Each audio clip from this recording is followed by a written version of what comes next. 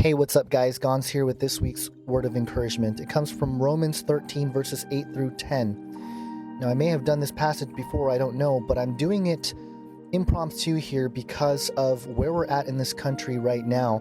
And as I enter my 34th year of life today, January 22nd, 2017, the country is divided in ways that I have never seen before.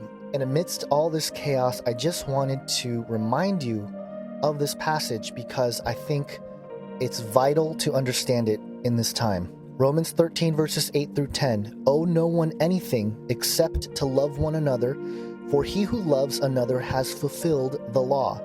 For the commandments, you shall not commit adultery, you shall not murder, you shall not steal, you shall not bear false witness, you shall not covet.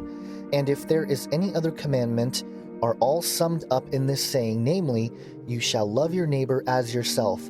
Love does no harm to a neighbor, therefore love is the fulfillment of the law. Now, the whole idea of you shall love your neighbor as yourself is an echo of Jesus' words from Matthew 22, verses 36 through 40.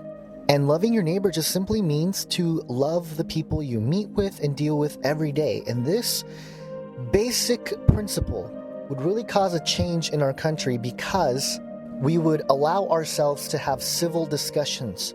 We are now a nation that reacts to a single word or a name of somebody. If I walk into a certain area in this country and I say Donald Trump, people are going to react.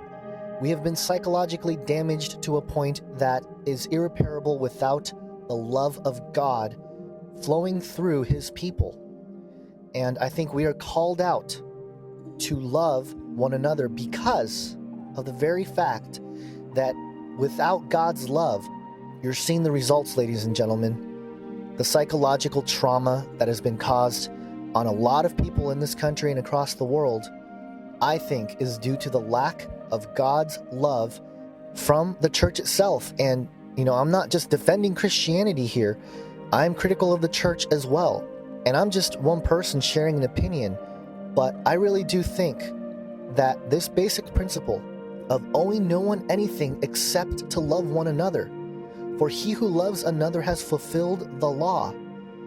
Loving your enemy even, right? These are principles that transcend any political line, and without that, we are never going to be able to move forward in this country. Otherwise, we are just going to perpetuate the division, perpetuate the psychological operation that has been at play, damaging the minds of many people across this country. And it's time, folks, for the church, the called out ones, the Bible-believing Christians, especially the truthers, who know that all of this is a psychological operation, to step up and love your enemy. It's easy to call out their lack of logic. It's easy to call out the celebrities and their foul mouths and supporting satanic things. It's easy to call that stuff out, and that needs to be done as well. But it needs to be done in gentleness and love, not in a sense to cause violence, not in a sense to demean, not through vicious rhetoric. So that's my message here. I know it's a weird word of encouragement, but again, as I sit here, I just think this is an important message.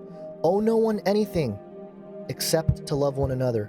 For he who loves another has fulfilled the law.